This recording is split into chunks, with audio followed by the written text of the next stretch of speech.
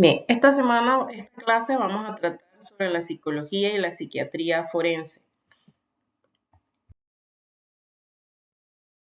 Recordemos que en el ámbito judicial la opinión del experto no es una opinión cualquiera, sino un dictamen técnico con valor probatorio. En un juicio, no cualquier profesional puede hablar sobre salud mental. Tiene que ser o solo puede ser un perito idóneo y su palabra puede influir directamente en la decisión del juez. La mente humana es lo que vamos a estar evaluando en esta ocasión dentro del proceso penal. Vamos a analizar conductas, evaluar responsabilidades y determinar la capacidad mental. Porque es que no todo delito se explica por el cuerpo, muchos se explican por la mente.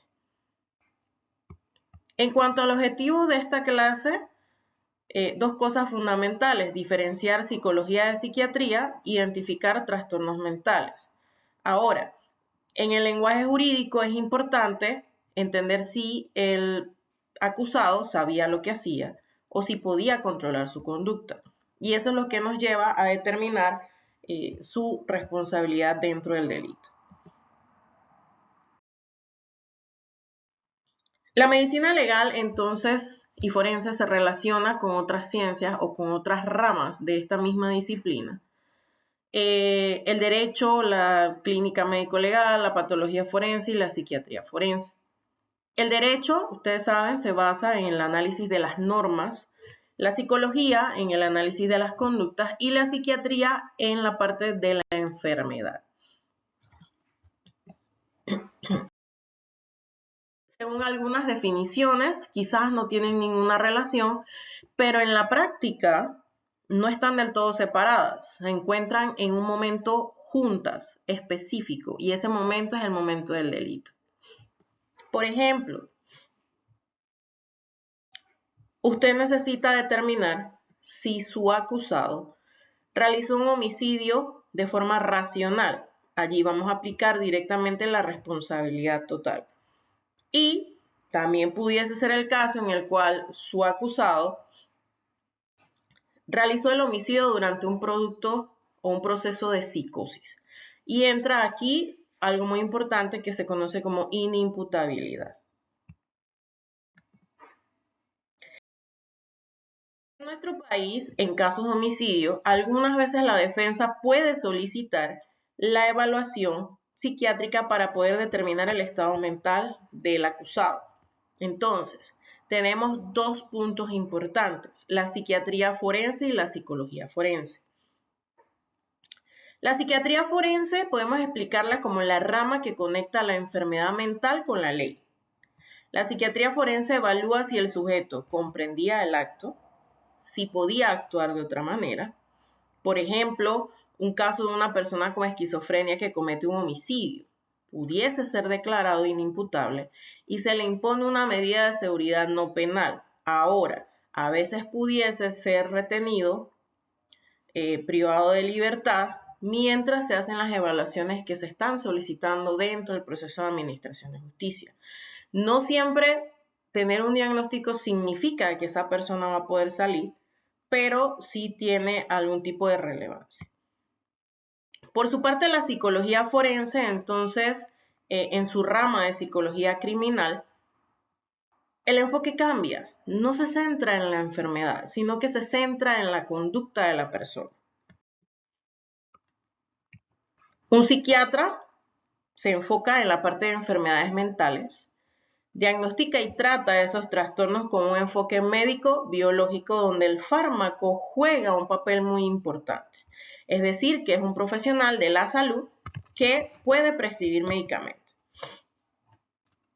Por su parte, el psicólogo clínico o el psicólogo forense, aunque tiene una especialización en enfermedades mentales, se basa en la parte clínica, conductual, tratando esos procesos psicológicos y utilizando estrategias terapéuticas para modificar conductas, pensamientos, emociones, favoreciendo el autocontrol y la adaptación. Es un especialista que también estudia, pero no puede prescribir fármacos. Entonces, ¿cuál es el rol del perito?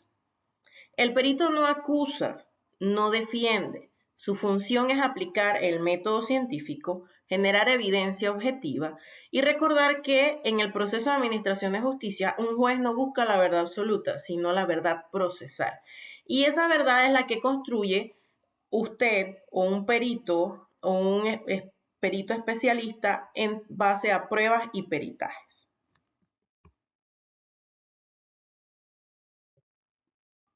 Ahora vamos a ver un poquito más a fondo cada una de las dos experticias periciales, en este caso la psicología forense. Vamos a ver cómo un psicólogo pudiese aportar al proceso judicial. Aplicaciones de la psicología forense. La psicología forense nos permite entender por qué alguien comete un delito, analizar el riesgo de reincidencia en esos delitos.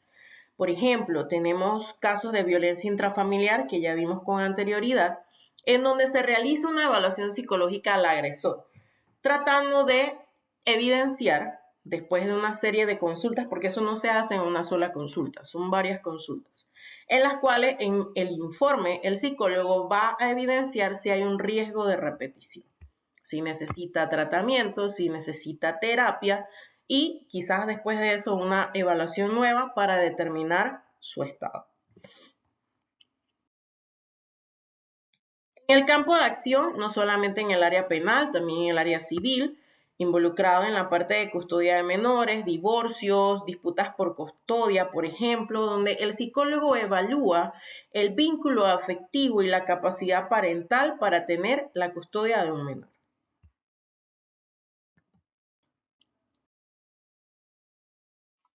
En cuanto a la intervención del perito, utiliza pruebas escritas, pruebas habladas, en las cuales se incluyen test psicométricos, entrevistas clínicas, buscando como resultado un perfil psicodinámico. Por ejemplo, determinar si un agresor que es impulsivo es de alto riesgo o no.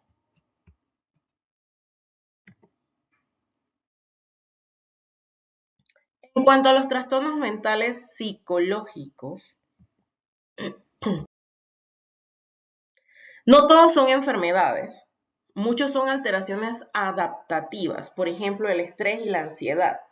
Ahora, hay personas que después de haber sufrido una agresión física o psicológica o sexual pueden ser tímidos, inseguros, indecisos, pueden tener falta de comunicación, bloqueos, insatisfacción, miedo, algún tipo de fobia, angustia, ansiedad, depresión, estrés, compulsiones, crisis de pánico, inestabilidad emocional.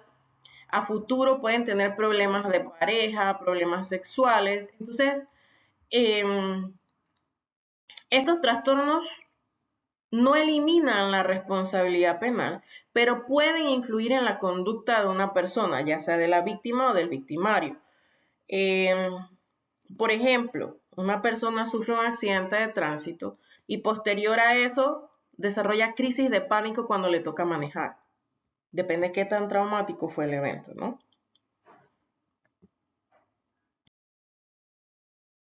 Acá tenemos otra lista de trastornos que incluye el trastorno de déficit de atención e hiperactividad, problemas de autocontrol, muy importante las conductas impulsivas y los delitos no planificados, que son cosas que salen por la propia imaginación insidiosa de las personas. Ahora vamos a hablar sobre la psiquiatría forense como tal, que ya más que conductas y emociones hace una transición hacia una enfermedad mental. El experto psiquiatra forense tiene como objetivos fundamentales determinar la responsabilidad, la imputabilidad y la capacidad mental de esa persona. El sujeto en cuestión, por ejemplo, hay que evaluar realmente si sabía que estaba cometiendo un delito en el momento en que lo hizo. Las personas con esquizofrenia, por ejemplo, tienen eventos de crisis en los cuales se disocian completamente y pueden cometer delitos sin estar 100% claros de lo que están haciendo. En cuanto a sus aplicaciones, se emplea principalmente en casos donde hay una persona con enfermedad mental, esquizofrenia, retraso mental, entre otros, y debido a su delicada función, nos permite definir el estado de imputabilidad de un individuo. La inimputabilidad es una hipótesis en algunos contextos o enfermedades psiquiátricas. Un ejemplo sería una persona con psicosis que agrede a otro creyendo que es un enemigo imaginario. Entonces, ¿qué tipo de intervenciones hace este perito experto? Puede ser inmediata, puede ser posterior, puede hacer estudios con mayor profundidad.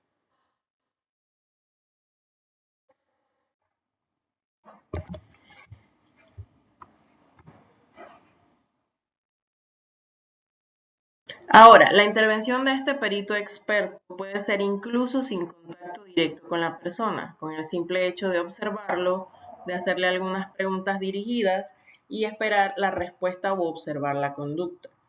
También pudiese ser que este experto o este perito en psiquiatría forense realice una evaluación basada en el expediente clínico si tenemos acceso a él.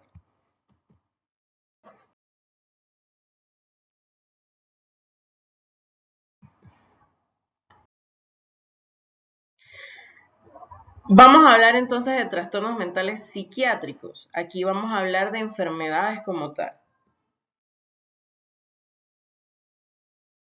Por ejemplo, las neurosis, la psicosis, los trastornos de personalidad. La diferencia entre neurosis es que es un contacto con la realidad y la psicosis es la pérdida de la realidad. Otros ejemplos como la esquizofrenia, que las personas pueden tener crisis de delirio, el alcoholismo, que genera una conducta alterada. Eh, Habíamos hablado anteriormente sobre los casos de violencia bajo los efectos del alcohol. Una definición de enfermedad mental no existe como tal porque no puede ser tan clara y concisa donde podamos incluir todas esas múltiples variedades y características, pero son afecciones o síndromes psíquicos y conductuales opuestos a los propios del individuo que gozan de buena salud mental. En general, son causa de angustia y deterioro en importantes áreas del funcionamiento psíquico, afectando el equilibrio emocional, el rendimiento intelectual y la adaptación social. Entonces afecta la emoción, la cognición, la conducta, generando un impacto legal donde pudiésemos modificar la responsabilidad.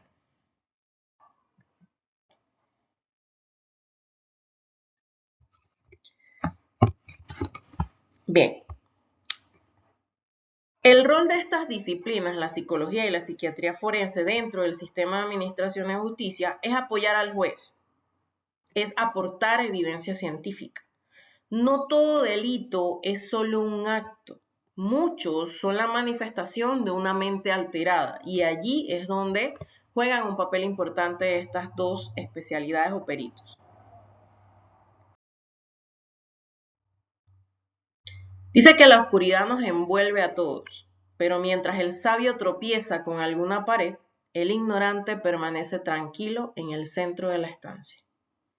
Entonces, eso nos lleva a plantearnos que si debe una persona con enfermedad mental ser castigada igual que una persona sana, y esto genera un profundo debate jurídico.